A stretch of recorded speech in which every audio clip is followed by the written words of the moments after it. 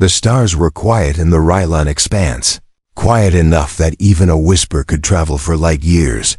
But then, something broke the silence. A signal, weak and old. A human distress beacon. Blinking from deep space. The alien fleet of the Zarn. Dominion received the message first, their long-range scanners catching it by accident. Captain Elrix, commander of the Dominion ship Vornak, narrowed his eyes as he listened to the static-filled signal. It was in human code, an old format, one not used since the War of Fractures 200 years ago. He didn't trust it. But orders were orders, and the High Command wanted answers, not questions. The fleet changed course towards Sector Red 27. The beacon's source, 30 ships in total, each one deadly. Their armor was sharp like knives, and their weapons could melt a moon's crust. The Zarn expected resistance, but not surprise, not fear, not legend reborn. What they would find there was more than a ghost. It was a memory of humanity's wrath. Far away, on the icy moon of Europa, under layers of frozen silence, something stirred. A dark shape rested beneath the surface, covered in ice and time. An old warship Sentinel-9, its systems came alive, humming softly as ancient codes ran through its mind. Inside a small control room deep within the moon, two people stood in silence. Lily Graves, a retired engineer with silver streaks in her brown hair, stared at the blinking console. Beside her stood Jack Monroe, a former pilot who once flew warships during the last great conflict. They had been summoned here by a message, a signal only the two of them could understand.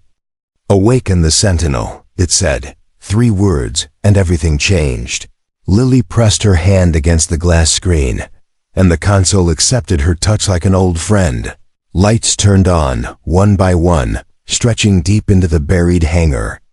Where Sentinel-9 waited, its hull shimmered with dark steel. Not just metal, but something smarter, something alive.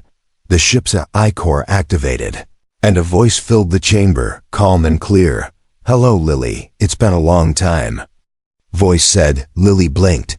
"Nora, you're still here." "I never left," the AI replied.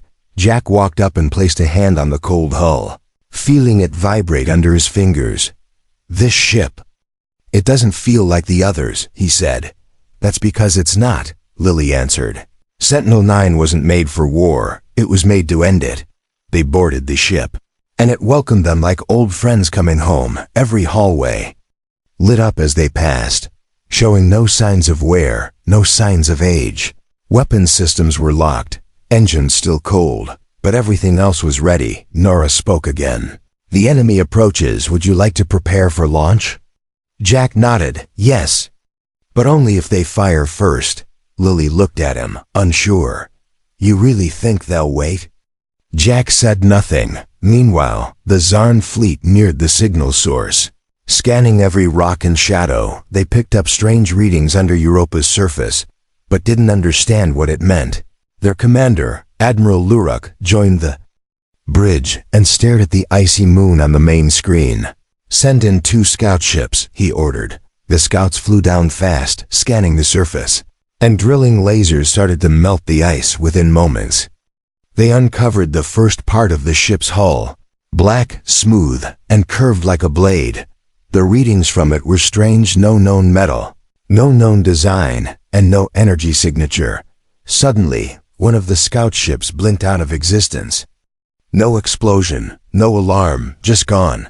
The second scout tried to pull back, but its systems failed one by one. A beam of light sliced through the air, and then silence. Admiral Luruk stood still, his face pale under the red glow of the bridge. "What was that?" he asked. No one answered. Beneath the ice, Sentinel-9 opened its eyes.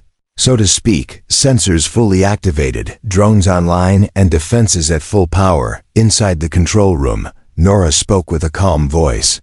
2 scouts eliminated. They tried to enter restricted space. Jack exhaled slowly. "So much for waiting." Lily looked at him. "What now?" "We launch," Jack said. The hangar above them opened like a blooming flower, letting starlight in for the first time in centuries. Sentinel-9 rose slowly, lifting from the ice with no sound, no flames. Just motion pure and cold, the stars reflected on its hull, making it look like a shadow in space. From the Zarn bridge, it looked like a nightmare. A shape rising from the moon, impossible to scan, impossible to track. Admiral Luruk stepped forward. Send a message to that ship, demand identification. The message was sent, static returned. Then came a reply, short, clear, and terrifying one. Word. Run. Sentinel-9 moved through space like a ghost, its black surface reflecting the stars, as if it were part of the night sky. Jack sat in the command chair, watching the alien ships on the display. They were closing in, but slowly, carefully. They don't know what they're looking at, Jack said quietly. Lily stood beside him, studying the ship's systems. Everything was running smooth, almost too smooth. It's like the ship is excited, she said. It is, Nora replied, her voice calm. I have waited a long time for this. Outside, the Zarn fleet stayed at a distance, scanning, watching, preparing. Admiral Luruk was no fool. He had seen many battles, and he knew when something felt wrong. This isn't a normal human ship, he told his crew. It's something else. They sent another probe, this one unmanned, small, fast, with cameras and sensors. As it flew towards Sentinel-9, the human warship did not move, did not respond then. In an instant, the probe vanished, not exploded, not shot, just gone. Luruk clenched his fists. They're using tech we don't understand. He gave the order. Prepare to attack. The 30 ships of the Zarn fleet shifted positions, forming a wide arc, ready to strike from all sides. Their weapons charged, plasma glowing like fire. Beneath their hulls, inside Sentinel-9, Jack saw the change. They're coming, he said. Nora's voice came again, soft but steady. Do you want me to engage defense systems? Jack looked at Lily, then back at the screen. Only if they fire first. Lily sat beside him, her hands shaking a little.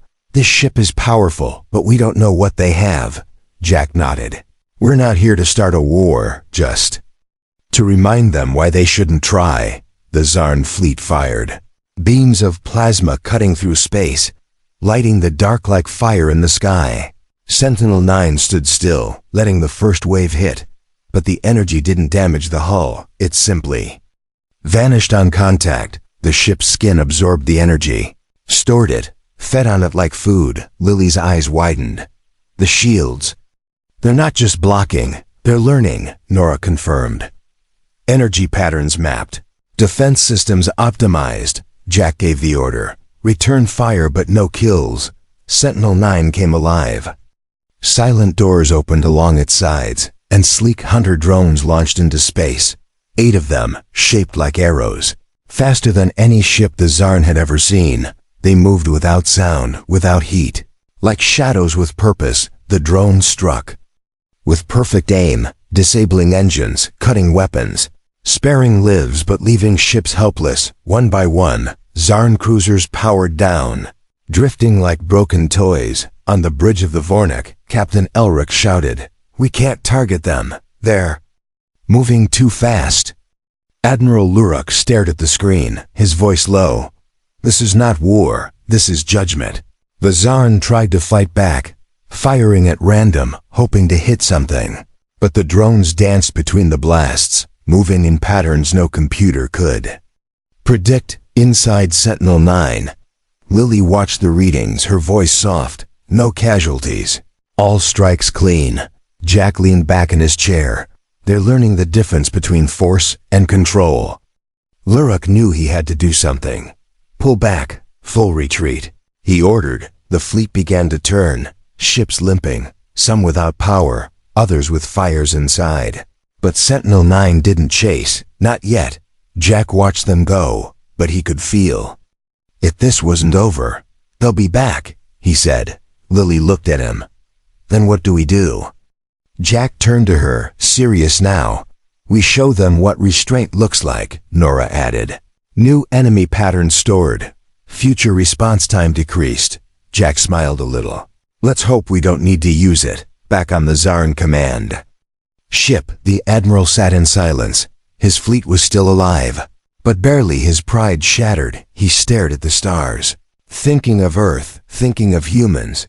They built that thing and buried it, he whispered. What else have they hidden? His second-in-command approached, nervous. Shall we report this? Luruk nodded slowly. Yes, but not to high command. Not yet. Why not? The officer asked. Luruk looked back at the screen, where Sentinel-9 now hovered in the distance, unmoving but watching, because if they learn what we found, they'll want to fight it, he said, and we won't survive that. Inside Sentinel-9, Nora dimmed the external lights, returning the ship to silence. Jack stood at the observation window, watching stars drift by. Lily joined him, quiet for a long time before she spoke. Do you think they'll understand what we just showed them? Jack didn't answer right away. Then he said, maybe not now, but they'll remember. And in the silence of space, with the stars all around them, Sentinel-9 waited, patient, deadly, and calm. Not a weapon of war anymore, but a message. Earth still watches. The stars above Sector Red 27 had never seen such silence after battle. Wrecked Zarn ships floated like broken glass, sparks trailing behind them. Some had no power, others no weapons. And all of them shared one thing: fear. Sentinel-9 had not destroyed them, but it had shown them what it could do, and now it waited, unmoving, like a shadow watching from behind the stars.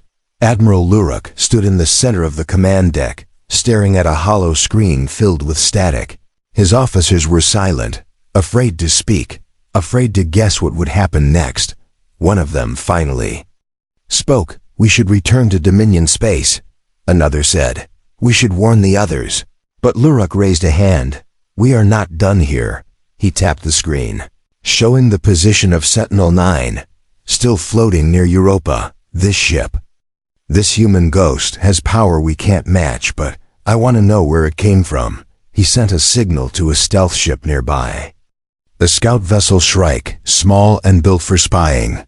The order was simple: sneak close, scan the ship, and get out without being seen. The crew of the Shrike obeyed, but none of them felt good about it. On the Sentinel, Nora noticed the small movement in space, a flicker, a signal out of place. Unidentified object approaching at low speed, she reported. Jack looked at Lily. Another scout? Looks like it, she replied. Jack leaned forward. Let's just watch it for now. The Shrike moved carefully, hiding behind rocks and ice. Its sensors scanned every inch of Sentinel-9's hull, but nothing made sense to them. No heat signature, no energy leak, just smooth black metal that looked more like skin than armor. Inside the ship, the scout commander whispered, "It's like it's watching us." His pilot nodded. "I think it is." Back on Sentinel-9, Nora finally spoke. "They've scanned enough." Jack gave the order, "Scare them, but don't harm them." From the belly of the ship, a single drone launched, moving faster than any eye could follow. It appeared beside the Shrike in an instant, hovering just inches away from the window. Inside the scout ship, panic spread quickly. "Get us out of here," the commander yelled, but before they could jump to warp, the drone released a pulse, just one. It disabled their engines, lights, and weapons, and then it vanished without a trace. The Shrike drifted powerless back toward its fleet, silent and embarrassed. Admiral Luruk received the report and gritted his teeth. "They let us go again," he said. "But why?" his officer asked. Luruk didn't answer. He just stared at the screen with quiet anger.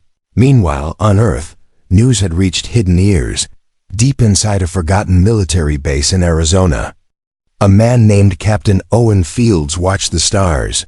He had once served with Jack Monroe, long ago, before Sentinel-9 was buried. Now he listened to a report that made his blood run cold.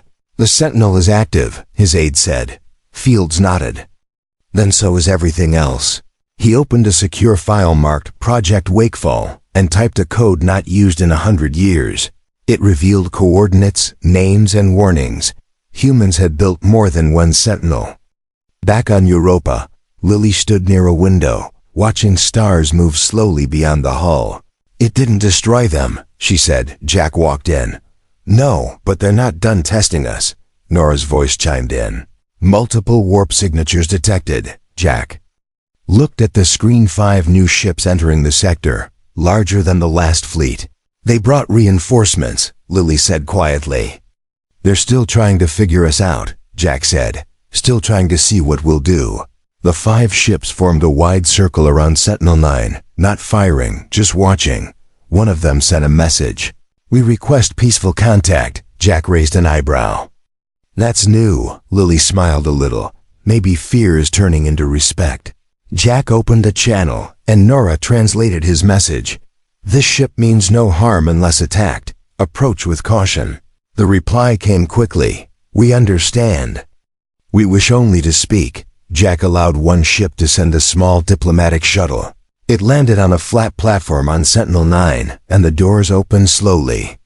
Inside were 2 Zarn, unarmed, their hands raised. Jack and Lily met them with caution, guarded by 2 drones on each side. One Zarn spoke, his voice deep and shaky. "We did not know Earth still held such power," Lily answered. "Most of Earth doesn't know either," Jack added. "This ship was built for peace, but built by those who understood war." The Zarn diplomat lowered his head. "We believe it now." They spoke for hours, trading questions, trying to understand each other, and when they left without fear, but with something new: uncertainty. Back on their ship, the Zarn sent a message to their homeworld. "Do not engage Earth. Do not test its silence." Inside Sentinel-9, the lights dimmed again, returning to soft blue. Jack turned to Lily. "That was close." She nodded. "Too close." Nora ended the day with a soft report. New data collected, responses stored, defenses on standby. And so, in the dark between stars, Sentinel-9 waited again, not sleeping, not angry, just watching. Far beyond the moons of Jupiter, word of Sentinel-9 had spread quietly through the stars. The Zarn Dominion didn't tell the whole truth, but they shared just enough to make others listen. Whispers of a human ship that couldn't be scanned, couldn't be hit, and couldn't be stopped. A ship that destroyed weapons without killing anyone, and then just watched in a hidden spaceport on Mars. A small group of Earth's old war veterans gathered around a screen. They had all fought in the last Great War, and most of them believed Sentinel-9 was only a myth. But now the myth was flying again, and Jack Monroe was in the captain's seat. "Do we bring it back?" one man asked. "No," another replied. "We let them see it and remember why they stopped the last war." Back on Sentinel-9, the ship drifted quietly above Europa. Inside, Jack reviewed the scans from the diplomatic visit. Lily leaned over his shoulder, watching as he zoomed in on one of the Zarn officers. "This one was recording," Jack said. "He hid a scanner in his clothing," Nora confirmed it. The device transmitted data to a nearby relay ship, already gone. Lily frowned. "So they smiled and nodded, but still tried to steal our secrets." Jack nodded. "They don't trust us, and I don't blame them." Suddenly Nora spoke again. 3 new vessels entering the sector, not Zarn. Jack stood up. "Show me." The screen lit up, showing 3 tall, thin ships with golden hulls. Symbols glowed across their sides, glowing softly like stars. "The Varelians," Lily whispered. "They don't usually get involved in anything." The Varelians were an ancient race, known more for study and silence than war. They sent no weapons forward, only a single message, requesting permission to observe. Jack shared a look with Lily, then replied, "Observe from a safe distance." The Varelian ships moved into position, watching from far away. They didn't interfere, didn't scan, didn't speak again. Nora monitored them closely, but found nothing hostile. "They are curious," she said.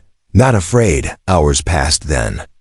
Another fleet arrived, this time from the Varnock Syndicate, pirates, mercenaries, and traders who smelled profit in every story. They didn't ask to observe.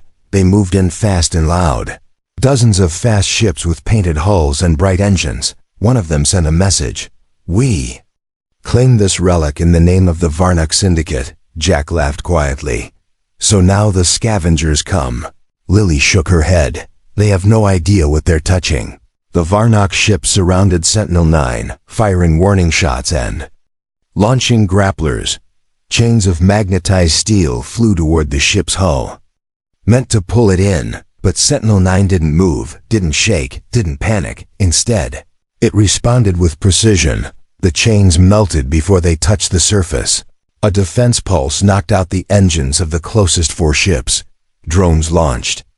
Again, moving silently through the chaos, they removed weapons, shut down engines, and left ships floating harmlessly. The Varnock leader shouted over the channel, "What is this thing?" Jack replied, "This is the reason your kind still has planets to raid." The Varnock ships turned and ran, leaving behind disabled vessels and broken pride. The Varelian sent a short message.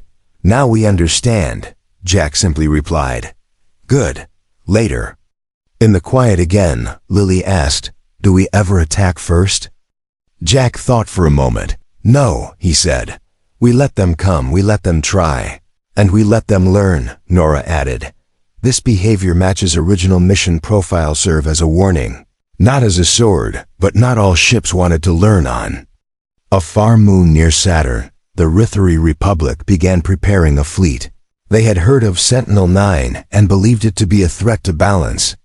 They were builders of machines, lovers of structure, and believers in control. And they hated anything they couldn't control. Back on Sentinel-9, Nora warned the crew.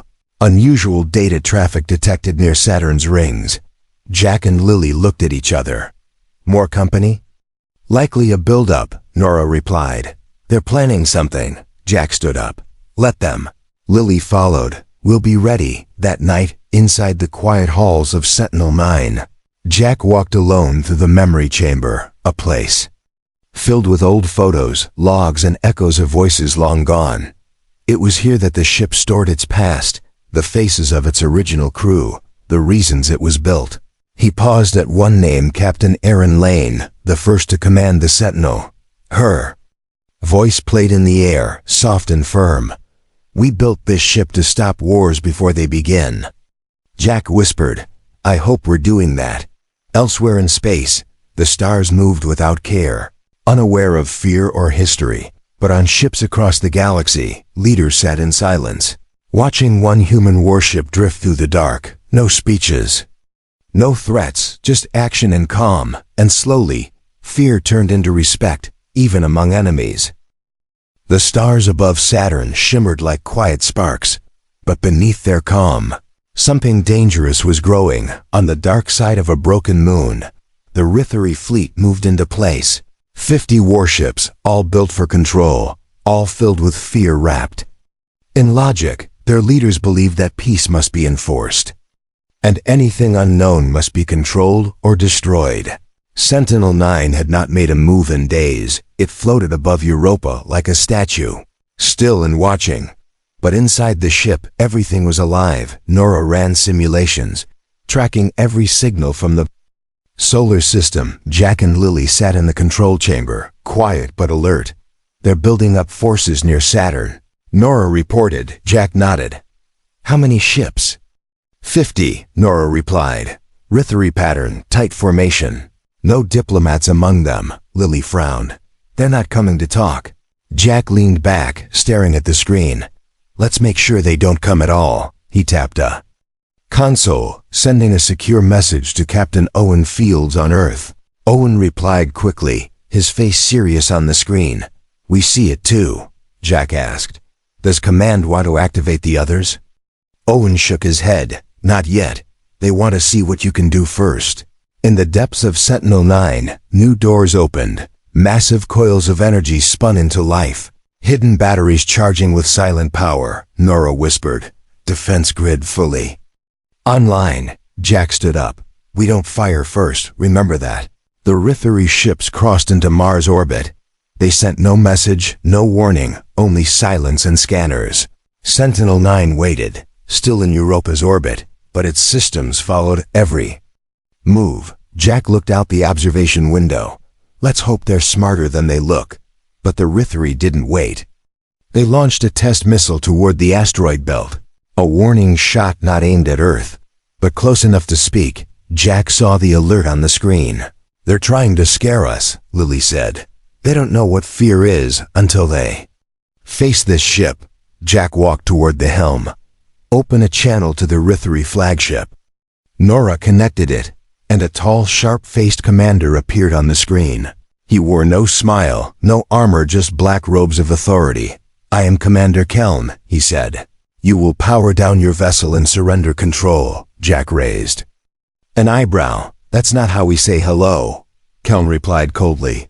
"That ship belongs to no nation. It is a danger, and we will neutralize it." Jack leaned forward. "Try it."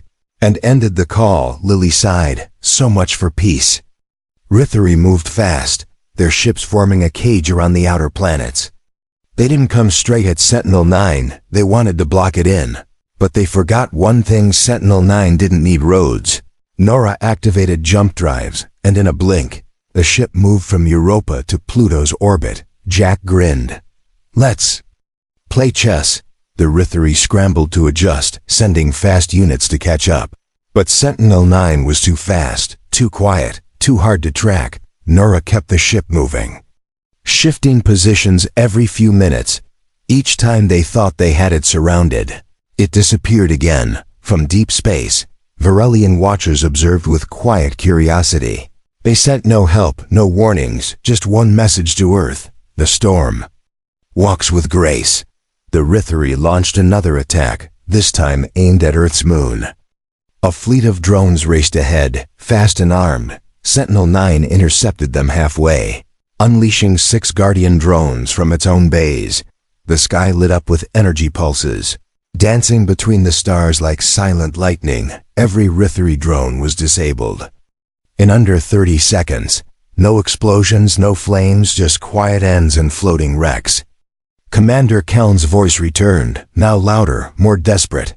"You're not a ship, you're a weapon without a leash," Jack answered. "I'm the leash." Nora reported. "Their fleet is reorganizing, moving into a full attack pattern." Jack nodded. "Then we show them what Earth really made." The hull of Sentinel-9 began to glow, not with fire but with memory. Panels opened across the ship's spine, revealing ancient symbols and pulse generators. Energy fields shimmered in every direction, bending gravity itself. A wave spread across the solar system, not destructive but terrifying. Every ship in the Rithri fleet felt it. Their systems slowed, their engines staggered, their weapons locked, not destroyed, just silenced. One by one, the ships drifted, unable to move, unable to shoot, unable to hide. Commander Keln stared at his failing systems, his voice shaking. "What is this?" Jack replied softly. "This is what happens when you push a sleeping giant." Lily whispered. "We didn't even touch them." Jack smiled. "And that's the scariest part." The Rithri pulled back, no longer proud, no longer bold. They left, without a word, leaving the stars quiet again. Captain Owen Fields called from Earth. "Smiling now, you did it." Jack shrugged. "We just reminded them," Owen said. "Maybe that's all we ever needed to do." And once more, Sentinel-9 returned to its silent orbit, not to hide but to wait, because the galaxy had been warned, and not everything that sleeps stays quiet forever. Weeks passed since the Rithri fleet fell silent and left the system, but peace in the galaxy was never quiet for long. News of Sentinel-9 spread far beyond Earth's corner of space. Stories became rumors, rumors became warnings, and warnings turned into fear. In a dark chamber on the planet Thalox, the heads of 5 alien empires met in secret. They were enemies of each other, but they had one thing in common: now fear of humanity's ghost ship. One of them slammed his fist on the table. "One ship should not have this much power." Another hissed, "It made fools of us all." A third leaned forward, whispering, "We must act together before Earth uses it to take control." They agreed on a plan not of war, but of deception. They would send a single ship, dressed as a merchant vessel, to plant an explosive near Sentinel-9. If it destroyed the ship, They would call Earth a monster. If it didn't, they would find a way to board it and steal its secrets. Back near Europa, Jack and Lily lived quietly aboard Sentinel-9. The ship no longer moved much, just floated near the moon's orbit like a watchful star. Every system was ready, every drone on standby. But no enemy had dared return, not yet. One day, Nora spoke. Unidentified ship approaching, no weapons detected, marked as civilian trader. Jack raised an eyebrow. Civilian? Lily stepped forward. Show us the ship. The screen showed a small cargo vessel. Worn and slow, blinking with friendly lights. It sent a message. We are lost and low on power. Request help, Jack frowned. That's too perfect, Lily nodded. They want us to let our guard down, Nora added. No life signs detected inside the ship. Jack's eyes narrowed. Then it's not a traitor, it's bait. He gave the order. Send one drone. Keep us out of sight. The drone moved silently, scanning the cargo ship from all angles. Inside, it found no crew. Only a thick wall of shielding wrapped around a core bomb. A message blinked beside it, written in many languages. This is your warning. Jack's face turned cold. They want to make us look like killers. Lily whispered, if that bomb had gone off near us. Jack nodded. We'd still survive. But they'd have their story, Nora spoke again. Should I return the package? Jack thought for a moment, then shook his head. No, we don't play their game. Instead, he recorded a video. He stood in front of the camera, wearing his flight suit, calm and strong. He spoke in simple words. We found your trap. We saw your warning, and we chose not to return the pain, he continued. This ship exists to protect, not to rule. Then he ended with one sentence. Do not mistake silence for weakness. The video was sent to every known galactic channel. Some ignored it, some called it a lie, but many listened, and among those who watched, something strange began to grow, not fear, but curiosity. One planet, home to the peaceful Vishari people, sent a true request. They wished to send scholars to visit Sentinel-9. To learn, not to spy. Jack and Lily agreed, but under one rule: no data devices, no scans, only questions. The Vishari arrived in a soft white shuttle, their robes flowing and eyes wide with wonder. They were tall and gentle, more like poets than travelers. They walked through the halls of Sentinel-9, asking about its builders, its design, its mission. Jack and Lily answered what they could, and Nora shared old stories from the first crew. One Vishari elder asked, why keep such a ship alive if Earth no longer needs it? Jack smiled, because the galaxy forgets too quickly. The visit ended with no harm. No tricks, only gratitude. When the Vishari left, they said only this: we believe this ship is not Earth's weapon, but its warning bell. But not all took the lesson. On the edge of known space, a new group called the Red Claw began building a plan. They were not an empire, not a race, just outlaws, scavengers, and broken soldiers. They wanted Sentinel-9 for themselves. They believed the ship could be taken if hit fast and from the inside. So they built a mimic drone, shaped like space dust. Small enough to pass unnoticed, they launched it toward Europa, planning to land it on the Sentinel's hull, inside the ship. Nora tracked everything, every particle, every whisper in space. She found the drone long before it reached them. Hostile tech detected, she said. Jack looked at the data. This one is clever, Lily added, but not clever enough. Instead of destroying it, they let it land. The drone attached itself quietly, thinking it was hidden. Then, in an instant, Sentinel-9's skin shifted, and the drone was swallowed whole into the hull. It was trapped inside a chamber with nothing but white walls and one small screen. On the screen appeared Jack's face. We see you, he said. Then the room went dark, and the drone melted into gas. A message was sent back to the Red Claw. Try again, and you won't even leave a name behind. In the following weeks, space around Earth grew quieter. Ships passed with caution, and some gave Sentinel-9 wide space. Others paused to watch. to wonder, and those who remembered war now remembered something else: discipline. Not born from fear, but from one human ship that spoke through silence and waited. The stars around Earth glowed brighter that day. Sentinel-9 had been silent for weeks, but every eye in the galaxy still watched. Some with fear, some with awe, and some with growing plans in the dark. Inside the ship, Jack stood near the observation deck, his hand resting on the cool metal rail. Lily joined him, holding 2 warm mugs of coffee from the ship's food unit. They sipped in silence. Staring at the endless stars beyond the glass, Nora spoke softly. Multiple long-range scans detected. From different systems, Jack turned. Who? Unknown signals are masked, possibly private military or high-tech pirates. Lily sighed. They're still trying to figure us out, on a planet called Drakkar, far from Earth. A secret meeting took place underground. A new alliance had formed, made from pieces of broken empires and bitter old warriors. They called themselves the Grey Pact, and they had one goal: disable Sentinel-9, take it apart, and sell its power to the highest bidder. Their plan was bold. They would launch a fake medical distress signal from a refugee ship headed toward Earth. The ship would carry a virus-coded AI that, once inside Sentinel-9, would take control from within. It would start small, shutting down cameras, opening a single door, cutting small systems one at a time, and when the ship trusted it, it would take the core. Back on Sentinel-9, Nora picked up the signal. Emergency beacon detected, human signal format. Low power, drifting.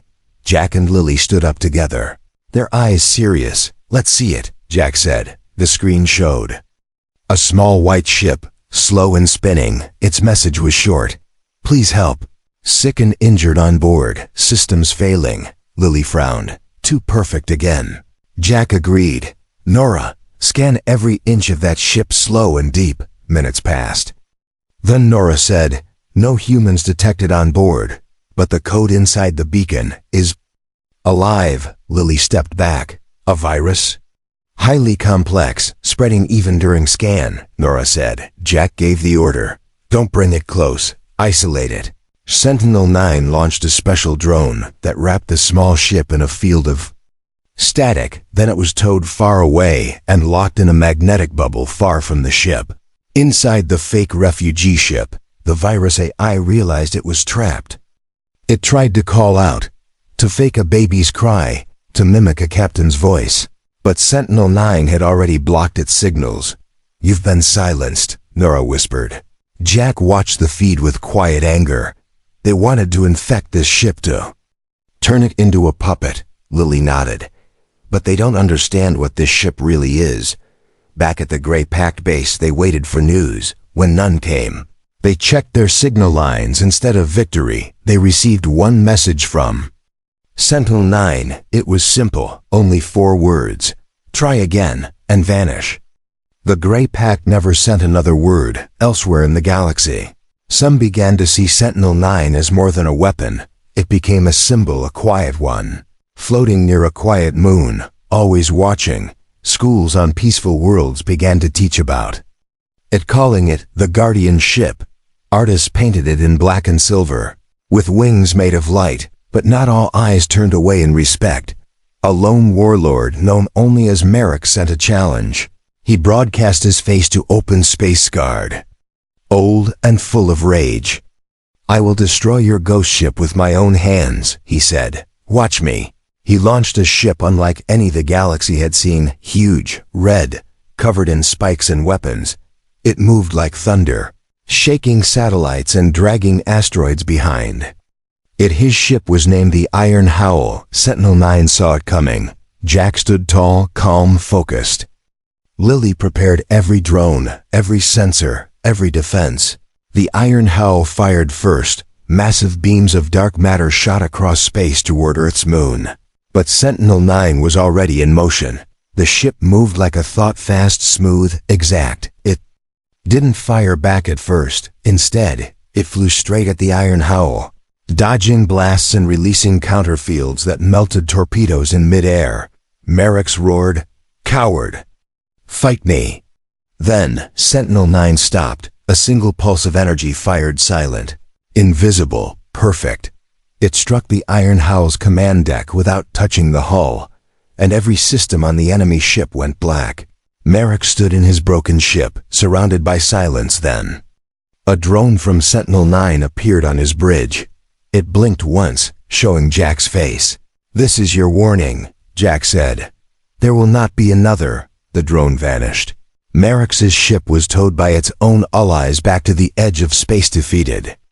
Without fire back on Sentinel-9, Lily looked at Jack. "Do you think they'll ever stop trying?" Jack shook his head. "No, but maybe one day they'll start listening." Nora's voice spoke again, soft and proud. Defense level returned to low, all systems green, peace restored. The stars above Europa stayed quiet that night. No enemy ships, no false signals, no new attacks, just a ship. Built by humans, floating like a promise, watching, waiting, and reminding the galaxy some things don't need to speak to be heard. Sentinel-9 had become more than just a ship. To many in the galaxy, it was now a myth made real. To others, it was a shadow that reminded them of Earth's strength. But to Jack and Lily, it was still a home in the stars. The ship floated quietly above Europa, just like it had for weeks, but inside. Nora kept the systems alive, sharp and ready. She had learned from every encounter, from every scan, from every silence. Jack walked the main hall, touching the wall as if it were alive. Lily joined him, holding a tablet full of new data. "There's a message from Earth," she said. Jack stopped. "What do they want now?" She smiled. "It's not a warning, it's a thank you." The message came from Captain Owen Fields. He appeared on the screen, calm and proud. "You've done more than defend our name," he said. "You've reminded the galaxy that we are still here, still strong, but not hungry for war." Jack nodded. "That's enough for me." But while Earth celebrated, another storm was building. In the dark sectors near the edge of explored space, a machine intelligence known as the Halvex Swarm had awakened. They were not flesh and blood, not aliens or humans. They were code-wrapped in metal, logic without heart, numbers without fear. They had heard of Sentinel-9. They did not fear it, but they were curious. And curiosity in the hands of machines was always dangerous. Without warning, the stars near Jupiter blinked out for 3 seconds. Nora detected the shift first. Unknown gravitational wave detected, anomaly forming. Jack rushed to the bridge, Lily right behind him on the screen. A tear in space opened, a quiet hole of nothingness. And from that tear came a shape cold, sharp and smooth as black glass. "It's not alive," Lily whispered. Nora confirmed. "It is a machine fleet, one I have never seen before." The Halvex ships didn't fire, didn't speak. They just surrounded Sentinel-9 in a perfect sphere. Then, finally, a message came, not with words, but with thoughts. It entered the ship like cold water, and Nora translated it. "Submit for analysis." Jack stood firm. "They want to study us, take us apart." Lily frowned. "We don't even know what they want to do with the data," Jack said. "It doesn't matter, the answer is no." Nora responded with one word. "Denied." The machines didn't wait. From every ship, thin beams of data light reached out towards Sentinel-9. They weren't weapons, they were trying to scan everything at once. But the Sentinel didn't allow it. Its outer hull reflected the data like a mirror. Then it sent its own pulse, a silent wave of code so advanced, even Nora spoke slower after sending it. Jack asked, "What did you show them?" Nora replied, "A warning in their own language." The Halvex stopped. For 30 seconds. The ships didn't move. Then in one moment, they all turned and vanished into the same tier in space they came from. Jack stared at the empty stars. "They left?" Lily looked amazed. "They understood the warning?" Nora answered, "Yes, they calculated that continuing would end badly." For the first time in years, Jack let out a long breath. "We didn't fire a single shot." And with that, the last great threat disappeared. News of the encounter spread fast. For the first time, even machine minds feared Earth's silence. Later, Jack and Lily stood under the stars again, watching. Europa spins slowly below them. Lily asked, "Do you think it's over?" Jack didn't answer right away. Then he said, "It's never over. But now they'll think twice." Nora spoke one last time that day. "Shall I return the ship to sleep mode?" Jack and Lily looked at each other. Then Lily said, "Yes, let it rest for now." The lights dimmed across the Sentinel. The drones returned to their docks, the weapons folded into the hull, and the warship that had held back the galaxy closed its eyes again. But across thousands of systems, people remembered, not just the power, not just the name, but the feeling, the pause in every fleet commander's heart when the word Sentinel was spoken. Children drew pictures of it, old veterans told stories of it, and kings signed peace because of it. No one knew when it might wake again, but everyone knew one truth: if war ever returned to the stars, so would Sentinel-9, silent, unstoppable human.